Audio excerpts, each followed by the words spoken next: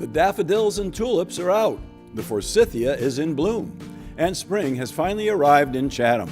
I'm sure we are all ready for the sunny days of spring, and with the spring comes renewed activity in town with a variety of options to choose from. Welcome to Chatham Today. I'm Huntley Harrison, bringing you another installment of the show that brings you up to date with the events and activities in the town of Chatham. In this show, we'll provide you with the information you need to take advantage of what's happening in town during the month of May. One of the most important items on this year's town meeting warrant is the location and construction of the new headquarters for the Council on Aging. We are fortunate to have with us Mandy Speakman, the COA Director, to provide important information regarding this topic. Welcome, Mandy. We're glad to have you with us on Chatham Today, and I know this is an important topic for you and certainly for the people in town. We understand that on March 14th, the Selectmen voted unanimously to seek funding for the design and engineering and construction of the 10,000 square foot COA facility. Let's start going into that a little bit and tell us a little bit about it. I know that this was preceded by a comprehensive community needs assessment. It was, and thank you so much for having me here. You're welcome. So in 2015, the Chatham Council on Aging, the town, and the Friends of the Council on Aging commissioned this comprehensive study. And this study was town-wide and included a comprehensive demographic survey, a survey of every resident over the age of 50, focus groups, key informant interviews, and multiple community forums. And what that brought back was information, input, opinion, and data. And put together, that final report was presented to the Selectmen in March of 2016. That full report is available online at the Chatham COA website, and the presentation to the Selectmen is also available online on demand at the town's website. Using the key findings and the recommendations that came through that report, the town staff, the Council on Aging Board, and the Friends of the Council on Aging started to work together to put together some goals and objectives and to prioritize those. So to help with that strategic planning, how to do that prioritization, the town brought in a consultant, and the COA revised, amended, and updated mission and values statements, and then started working on specific goals and objectives per year.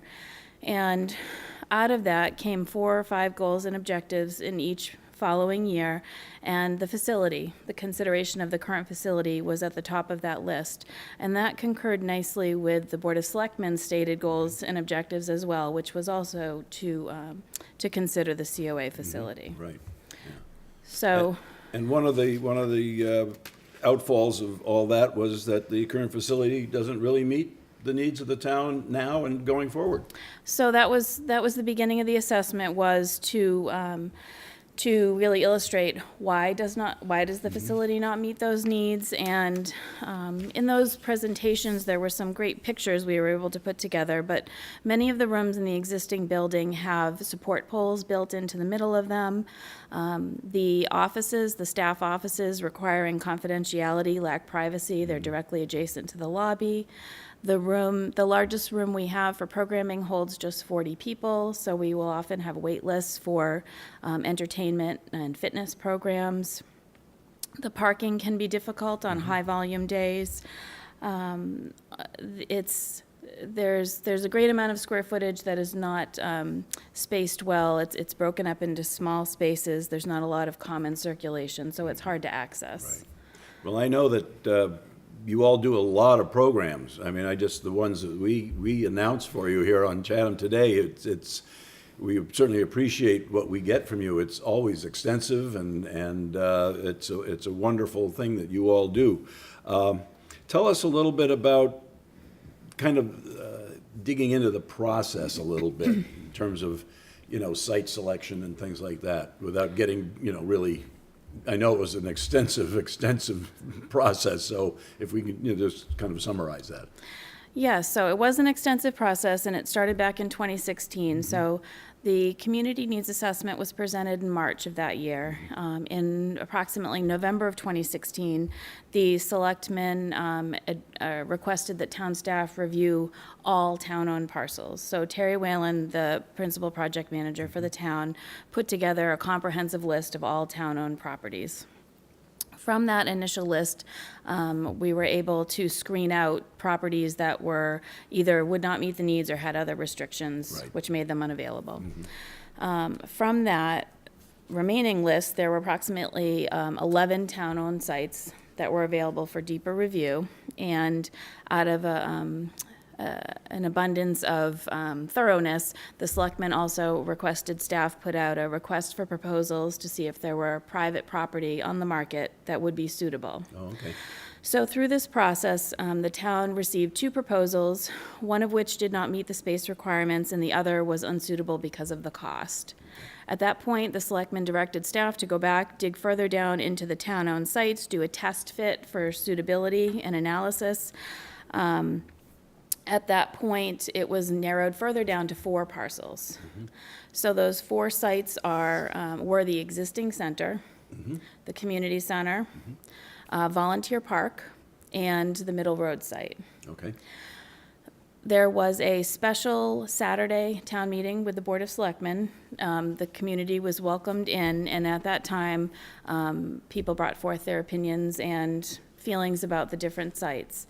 And because of the community input regarding the community center and the parking and the space restrictions there, community center was decided that it was not suitable. Right. Volunteer Park, there was really a feeling that the town wanted to honor the original intent of the land acquisition, so that was put aside. The current site, because of space limitations and an inability to expand, because it's hemmed in on all sides, was also deemed unsuitable. So Middle Road ended up being the site of choice, given that the original acquisition by the town in 1964 was for expansion of town-owned services. The transfer station and The things like transfer that. station, the wastewater treatment plant.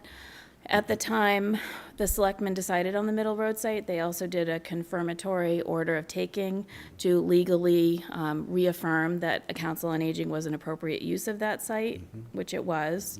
And we, Terry Whalen led the process, but it's been cleared of historical, archaeological, and environmental constraints as well. And just for a moment, going back to the Volunteer Park site, you said that was ruled out in order to keep the original intent of that property, which was basically to be the ball field and a park type. An open space is An my open space. understanding. Right, okay. All right, well, that makes sense.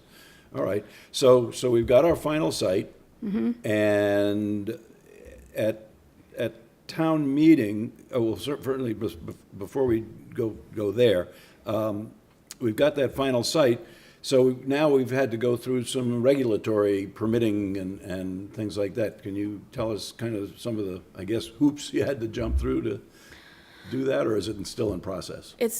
Some of it's in process. So the town brought on an owner's project manager right from the beginning. The architect that had done the space needs assessment prior to the site selection was chosen to be the architect for the project as well. So with that project manager, the architect, Terry Whalen as town staff, myself as the COA director, the town manager, we sort of had a project team. So the team has worked together since then to get those regulatory clearances that I just mentioned. So the site was deemed clear of any historical or archaeological concerns and required no further study. From the Mass Department of Environmental Protection, issued a statement that there were no further studies required, there were no concerns environmentally. Good.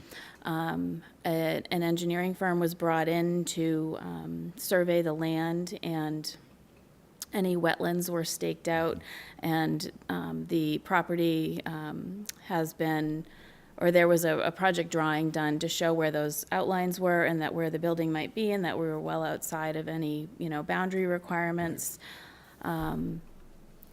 At this point, we are waiting for the town to decide on that article at town meeting before any other permitting or work can be done. And that will be the kind of the go-ahead, once the citizens put their stamp on it. So, yes, Article 15 will go to town meeting on May 13th. And because it's a bond article and requires borrowing, that vote will need to be a 2/3 majority vote of the people who are at town meeting that evening. If that moves forward, there will be an associated ballot question at the town elections that Thursday. And that ballot will require a simple majority. And what that question will say is something to the effect of, I vote or do not vote to fund Article 15 as passed at town meeting. If those two votes occur in the positive, then that money will be secure to fully design, construct, and equip the new COA facility. That'd be wonderful. It would be. Well, yep, given the Chatham demographic, I can certainly understand why this is such an important project, to expand that facility and provide more opportunity for seniors here in Chatham. And I know that sometimes your programs are basically open to the public as well. They are open to the public. There are very few programs that are limited. We welcome residents of all ages who want to participate, volunteer, support us in different ways. And the whole idea of expanding programming, again, going back to the needs assessment, one of the things the community told us was they are interested in the Council on Aging. They believe the programs there have value, but that the younger population, people in their 50s and 60s who are often still working, would be interested in different kinds of programming, higher intensity fitness classes, ongoing adult education, technology. At this point, we're limited by the facility and our ability to offer that kind of expanded programming. Do you see staff needs increasing a little bit? I think reasonably, yes. The town manager and town staff have talked about, not just for the COA, but across the town, the need for some custodial and facility kind of support. At the Council on Aging, we have access to grant funding, so our program coordinator is currently grant funded, and I would see an opportunity to expand on positions using grant funding in the future as well. We obviously rely a great deal on volunteers, and sometimes the tax work-off program. So while, yes, a bigger facility would require more support, there are also creative ways to do that. Yeah. And I assume, because I know the programs are popular, and that's your technology classes, will there be a lab in the new building? I haven't personally seen the plans yet, or if I did, it was a long time ago and I can't remember. So in a new facility, what the proposal is to have it Wi-Fi enabled throughout, and to have different program rooms set up with the ability to accommodate different kinds of programming. So there wouldn't be a computer lab as there is now in the center, but with every room Wi-Fi and technology enabled, we would be able to offer those kinds of programs. Some of the most recently popular programs are the podcast club, iPad classes, iPhone classes. So people bring their own devices with them, and then we provide the instructor. Yeah, that's wonderful. Yeah. Well, I know that sometimes you show movies. The COA Cinema, I know, is pretty popular. Is there going to be kind of a mini theater, or at least an open meeting room that will allow a screen to come down and movies shown? So the intent would be in the large multi-purpose room that's being proposed. There would be enhanced audio built into that. So the technology we have today is wonderful. So for those who are hard of hearing, we could offer higher technology-assisted listening devices, but the audio would be built in to the room as well. And yes, there'd be a screen and a projector, so we would be able to invite many more guests in to view those Right. movies. Oh, that's good. That's wonderful. Well, we've talked about the building. We've talked about kind of the history behind where you are now. So I guess the elephant in the room kind of is, what's it going to cost? Well, that's the $6 million question. So before I answer the question, just a very little bit of background. Together with that project group I mentioned earlier, there was a working group put together. So along with the owner's project manager, architect, town manager, Terry Whalen, and myself, leaders from the Board of Selectmen, the Finance Committee, the Council on Aging Board, and the Summer Residence Advisory Committee came together to take a look at what the proposals were. So starting with that space needs program that the architect had originally done, there were several options given to meet the needs that we had presented to them. So it started out at approximately 14,000 feet as the largest proposed facility. Using that as a starting point, this working group kind of whittled it down, really focused in on the needs. What are the needs and what would the town need to meet those needs? So at that point, through different meetings, we got down to a 10,150 square foot facility that everyone seemed to support and agree was a reasonable size that could also meet the needs and allow for some reasonable amount of growth into the future. Sure. So at this point, the cost estimate for that was a total of $6.6 million. And as I said before, that final total number is what the project manager calls all in. That's for full design, full construction. That includes the parking lot and the outdoor areas, and also outfitting the building. Okay. So what the town has is a great friend called the Friends of the Council on Aging. And this fundraising and support group, because they are supporting in other ways as well, the volunteerism, has committed $250,000 to this project Oh, that's wonderful. in cash. Wow. So the question that's going to town meeting in Article 15 is, will the town vote to appropriate $6.35 million for designing, constructing, and outfitting this building? There's quite a lengthy explanation associated with this article, but to pare it down further, that $6.35 million would be further offset by any other donations or gifts that were to come. So the Friends of the Council on Aging have committed to fundraising throughout this process. So there's a possibility that it would be even less than that. But at the end of the day, when taxpayers and residents are looking to make their decision, the number that they're looking at is it wouldn't be any more than $6.35 million. Okay. The Friends have further committed to outfitting the building with soft cost items, furniture, some technology, curtains, all that kind of Sure. extra stuff. Extra stuff, yep. Yep. Well, that's amazing. And, I hope that the turnout at town meeting is significant, and certainly significant in favor of this. I know you said earlier it's going to take a 2/3 vote. So I hope that the people in town really think about this hard. As I said earlier, given the demographic, I think that this is certainly one of the most significant projects that the town has had in many years.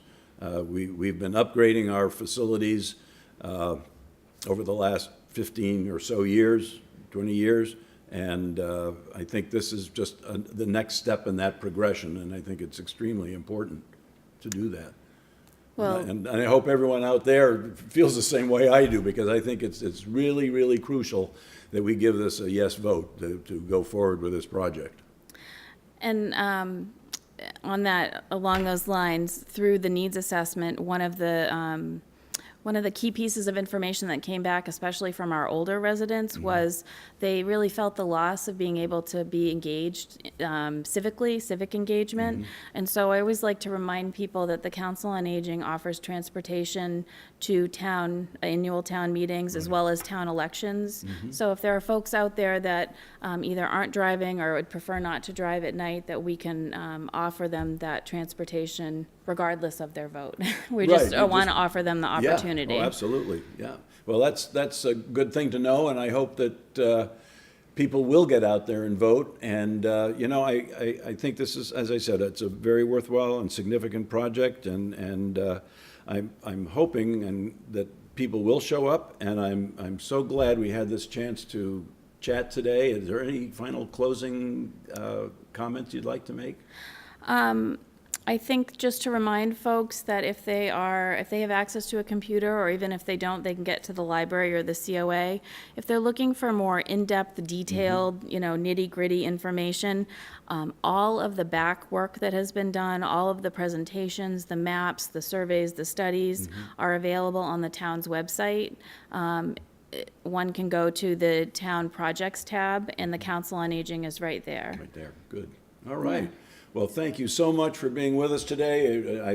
It's a pleasure chatting with you, and we'll keep our fingers crossed for May 13th. Well, thanks for having me. I really appreciate it. You're very welcome. Thank you. Now, here are the special events at the Council on Aging for May. Friends of Chatham Council on Aging will hold its annual meeting on May 7th, 2019 at 11 a.m. The public is welcome and refreshments will be served. The Friends of the Chatham Council on Aging is a private 501(c) nonprofit organization which supports the programs and services of the COA for the benefit of Chatham seniors and caregivers. Mother's Day Luncheon and Show featuring entertainment by Glenn Starner Tate, Monday, May 13th at noon. Join them at the COA in honor of Mother's Day, where pianist Glenn Starner Tate will be tickling the ivories. Glenn has generously donated his time and talents for this special performance at the COA. Reservations are required and transportation is available. Tickets are $7. On Monday, May 20th at 1 o'clock, the COA is offering a free presentation, English Gardens, featuring Barnstable County Master Gardener Sharon Udamul. Come learn about English garden traditions with Ms. Udamul. The presentation is free. Tickets for lunch are $7. Reservations are required, so call soon. Moving on to the Eldridge Public Library, on Saturday, May 11th at 2 p.m., The Diseased Ship by Meadow Hilly. Were Cape Cod sea captains involved in the slave trade? Meadow Hilly of Brewster has uncovered an intriguing story that she believes points to a Brewster sea captain dealing in slaves. In her talk entitled The Diseased Ship, the Sea Serpent, and the Destroying Angel, Cape Cod Sea Captains in the Slave Trade, she will explore this tale. When Elijah Cobb sailed the 10 brothers into Boston Harbor in July of 1819, he completed the last leg of a triangular journey that had taken him and his crew from New England to West Africa, back to the West Indies, and home again over the course of 10 trying months. Ms. Hilly will consider the 10 Brothers incident within the broader context of Cape Cod's commerce with Africa and the West Indies over the centuries. That's Saturday, May 11th at 2 p.m. On Thursday, May 23rd at 7 p.m., Out in Blue Fields, a year at Hokum Rock Blueberry Farm. Conservationist Stephen Spear and journalist Janice Riley chronicle a year of cultivating blueberries on Cape Cod's Hokum Rock Farm. Fans of stories about the natural world, farming, or simply Cape Cod will appreciate this celebration of blueberries and a life lived close to the earth. The Atwood House and Museum, in partnership with the Chatham Marconi Maritime Center, will be hosting its second annual Free Locals Day on May 11th. If you or any person in your group has a Cape Cod license plate, the whole party can visit the Atwood House and Museum and the Marconi Maritime Center free of charge. There are 3 new exhibits that will be debuted, all having to do with local history. Remember, they are collaborating with the Marconi Center, so make sure you save time to visit them too. Bring your family and friends and spread the word about this event. Local people, local museums, local fun. That's May 11th from 10 a.m. to 4 p.m. The Chatham Drama Guild presents Happy Birthday, written by Anita Luce, as a vehicle for Helen Hayes and directed by Anna Marie Johansson. Happy Birthday is set in the 1940s in a New Jersey cocktail lounge. The show runs from May 10th through May 26th, Friday and Saturday evenings at 7:30 and Sunday afternoons at 4. Tickets are $20 and group rates are available. Call 508-945-0510 for more information. And now for some items of general interest. The Chatham 2019 Annual Town Meeting takes place Monday, May 13th, 2019 at 6 p.m. More information on the town meeting is available on the town's website. You can also find the current and past budgets in Budget Central on the town website, which is www.chatham-ma.gov. One thing to note, free childcare is available for the town meeting from 5:30 p.m. to 10 p.m. in the library of the Monomoy Regional Middle School. Please register for childcare online at www.chathamcommunitycenter.com or call 508-945-5158. For more information on annual town meeting warrant articles, you can visit Chatham Channel 18 on YouTube. The address is on the screen now. Here's something of interest. Chatham's first downtown derby is taking place Saturday, May 4th from 10 a.m. to 4 p.m. in Kate Gould Park. Main Street shops and downtown restaurants will welcome you with springtime derby-themed specials and more. Pretend you're at the Kentucky Derby. Wear a festive hat. Prizes will be awarded. Seahorse races take place in the bandstand from 10 to 11 and from 1 to 2. All are welcome and prizes will be given out. For more information, email mary@chathaminfo.com. The Town of Chatham Memorial Day ceremony takes place on Monday, May 27th from 10 to 11:15. Originally called Decoration Day, from the early tradition of decorating graves with flowers, wreaths, and flags, Memorial Day is a day for remembrance of those who have died in service to our country. The ceremony will be held in the community center. Participants will include members of the Chatham VFW and American Legion, the Chatham Coast Guard, Color Guard, the Coast Guard Auxiliary, the Boy Scouts, Girl Scouts, Cub Scouts, and Brownies. Please join us this Memorial Day as we pause to honor those who died in service to our nation. Well, that wraps it up for this time. We hope you have enjoyed this episode of Chatham Today. Remember, the show runs on Public Access Channel 99 on Mondays at 9 a.m. and several other times during the week. If you missed the cablecast or want to see it again, you can find us on Facebook and YouTube, or you can visit our website. Just do a Google search for site/Chatham Today, and it should be the first entry that you see. The web address is on the screen now. Chatham Today is a video chronicle of the events and activities in the town of Chatham.